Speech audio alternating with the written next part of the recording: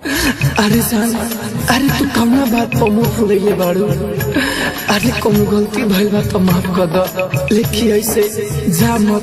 अरे तोरा मारे तो घर दुआर सब छूट गइल आ तू हमके छोड़ के बात करता रू। अरे तोरा बिना ना जी पाइब हम। जा जरू तो जा, बाकी एगो बात याद कर लो। डीजे कंचन राज हाजीपुर वैशाली।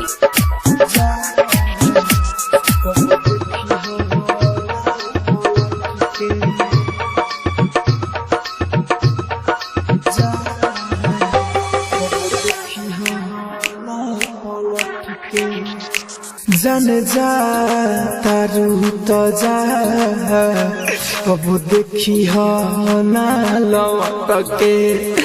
जन जा तारू तो जा, अब देखी हो ना लौट के। खबर तोहरा मिली मोर बरेली में कट के। जन जा तारू तो जा, अब देखी हो ना लौट के। खबर तोहरा मिली मोर बरेली में कट के। जन जा तारू तो जा, अब देखी हो ना पलट के। जन जा तारू तो जा, अब देखी हो ना पलट के। अब देखी हो ना पलट के। जा जा, अब देखी हो ना पलट के। डीजे कंचन राज हाजीपुर वैशाली।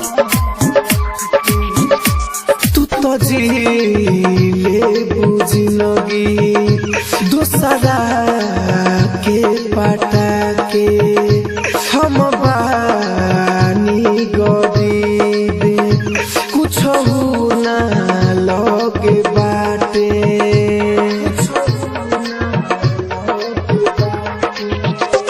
तू तो जीले बुझी लगी दूसरा के पटा के। हम बानी गरीब कुछ ना लगे बाटे।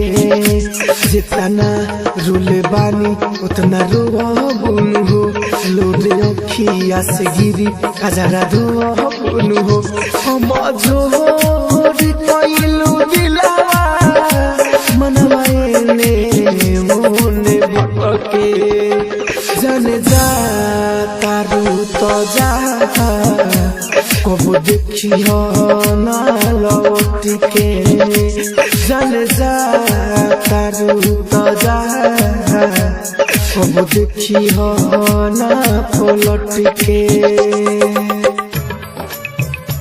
कब देखी हो ना पलट के। जा जा, कब देखी हो ना पलट के। डीजे कंचन राज हाजीपुर वैशाली। राहुल राजधानी कहबी के बिहारी।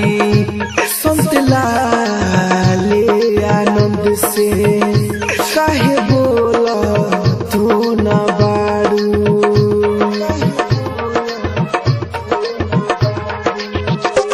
राहुल राजधानी कहबी के बिहारी। संत लाले समय से काहे बोला तू न बारू। बबुआ गजित के न देखबुन हो। रूपे से रसीला के नी देखबुन हो। लकी अनिल से काहे अब जा